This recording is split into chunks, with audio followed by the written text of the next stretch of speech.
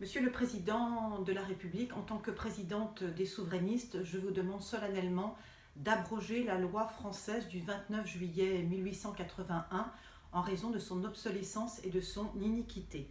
Cette loi, datant du XIXe siècle, est devenue, en raison de ses scories législatives, une loi liberticide qui condamne des milliers d'innocents et protège des minorités, activistes engagées dans la défense des droits LGBTistes.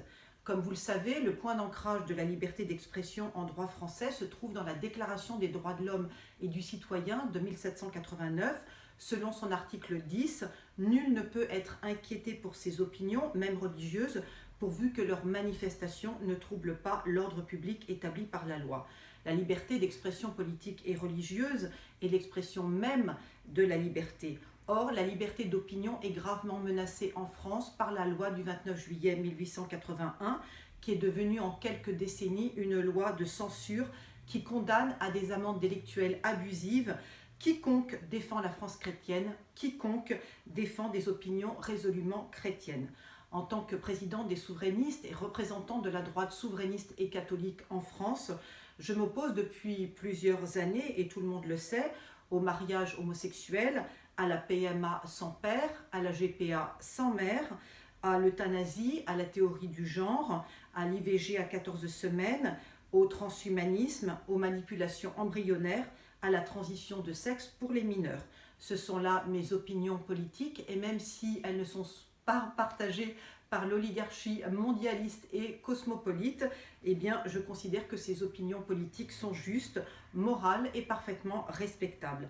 Dois-je, pour mes opinions politiques, être harcelé par le lobby LGBT, être condamné par la justice française, être ostracisé par les médias, être discriminé par les journalistes, être censuré sur les réseaux sociaux? Non, parce que effectivement, mon compte Twitter, Agnès Serigeli, a été censuré depuis plus de 2 ans par le lobby LGBT.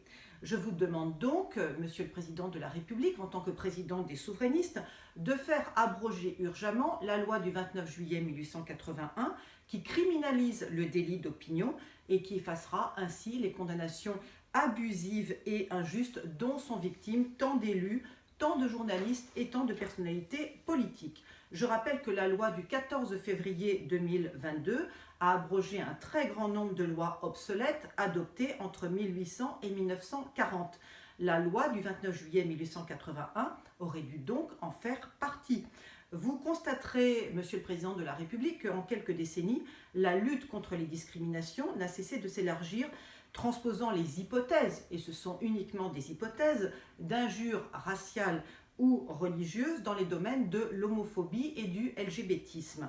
Depuis la loi Guessot du 13 juillet 1890, le cadre répressif de la liberté d'expression en France s'est dramatiquement durci au seul profit des minorités racialistes et homophiles. Tout écrit ou tout tweet jugé homophobe, jugé LGBTophobe est désormais condamnable, mais sans aucun critère objectif ou factuel pour l'objectiver. Résultat, la majorité des prévenus, qui sont pour la plupart du temps des éditorialistes, des journalistes, des politologues, des élus, des humoristes, des personnalités politiques, sont condamnés par des juges qui voient systématiquement dans toute expression ou opinion politique contraire à la bien-pensance progressiste une injure ou une diffamation. De nombreux juges français ne savent plus aujourd'hui ce qu'est une opinion politique, ce qui la définit et en quoi cette opinion politique est morale, éthique ou juste. La plupart de ces magistrats français se sont investis d'une mission quasi messianique et au lieu de dire le droit, de défendre la justice, de rechercher l'équité, ils agissent en militants politiques.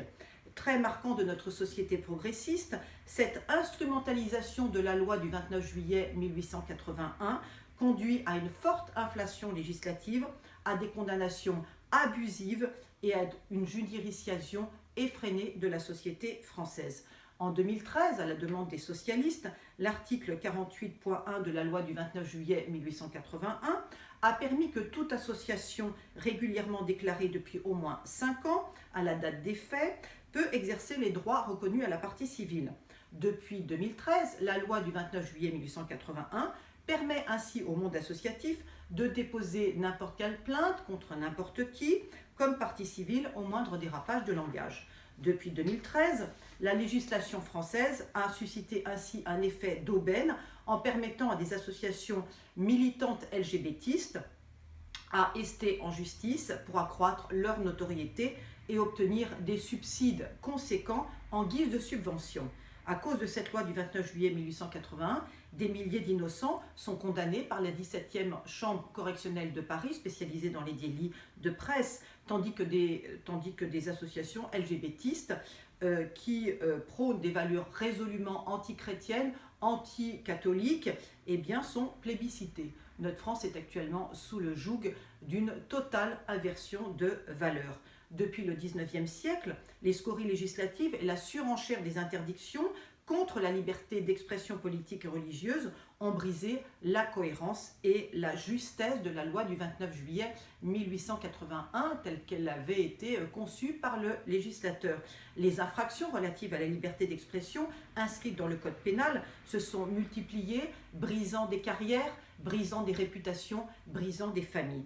Chaque jour, des éditorialistes, des humoristes, des journalistes, des élus, des politologues, de simples citoyens font l'objet de condamnations pénales pour un tweet, pour un message sur Facebook, au nom du délit d'opinion, au nom du délit d'injure, au nom du délit de diffamation.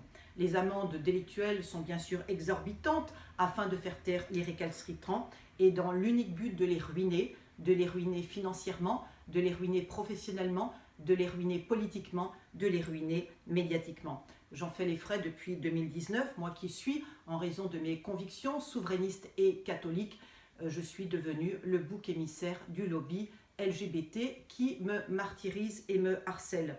Les juges, les magistrats, qui devraient être les prêtres de la justice, ne le sont plus. Ils appliquent systématiquement le droit de manière, idéologique et arbitraire, indépendamment de toute réflexion morale, éthique ou déontologique. Les juges français d'aujourd'hui, dans le cadre de la liberté de la presse, ignorent ce que sont le bien et le mal, ce qu'est le licite et l'illicite, ce qui est moral et ce qui ne l'est pas. Ils se contentent d'appliquer la loi, aussi inique soit-elle. La Déclaration des droits de l'homme et du citoyen de 1789, qui devrait être le phare du législateur, qui devrait être le phare du magistrat, qui devrait être le phare du juge, ne l'est plus. Cette déclaration de 1789 défend les droits naturels, inaliénables et sacrés que sont la liberté, la propriété privée, la sûreté et la résistance à l'oppression. L'article 17 insiste sur le caractère inviolable et sacré de la propriété privée. Comment se fait-il que chaque jour, en France, des huissiers de justice, souvent indignés par des condamnations iniques, se permettent de violer des propriétés privées en l'absence de leurs propriétaires? Il faut revoir, Monsieur le Président de la République, urgemment leur mission. La justice française, dans le cadre de la loi du 29 juillet 1881, est devenue le nouveau cerbère des droits LGBTistes. Elle est à la fois productrice de la pensée unique, gardienne du politiquement correct et auto-investie de la répression de la déviance qu'elle seule est en droit de définir. Qui défend le droit naturel? Qui défend la loi naturelle? Qui défend les valeurs chrétiennes de la vie et de la famille est systématiquement condamné. Qui défend la France chrétienne, fille aînée de l'Église catholique, qui lutte contre la construction effrénée de mosquées islamiques et salafistes sur le sol français, est systématiquement condamné. La politique des droits LGBTistes et de la société multiculturelle est le projet du nouvel ordre mondial qui est par nature anti-français, anti-souverainiste, anti-chrétien, anti-catholique. La négation de la loi naturelle au profit des droits LGBTistes et racialistes est à l'origine du déclin moral et spirituel de la France. Le respect de l'éthique, la première condition de l'existence et de la consistance d'un état de droit digne de ce nom. Or, il ne reste strictement rien de l'esprit et de la lettre de la loi du 29 juillet 1881, qui est devenue une loi de censure indigne, immorale et scélérate. Aussi, je vous demande solennellement, Monsieur le Président de la République française, d'abroger cette loi du 29 juillet 1881 qui a prouvé son obsolescence et son iniquité. Une nouvelle loi je dirais, défendant la liberté de la presse et surtout la pluralité des opinions politiques, doit voir le jour en ce début du XXIe siècle. Voilà, Monsieur le Président de la République français, je vous remercie pour votre écoute. J'espère être entendu sur cette question juridique extrêmement importante et je vous souhaite une excellente journée.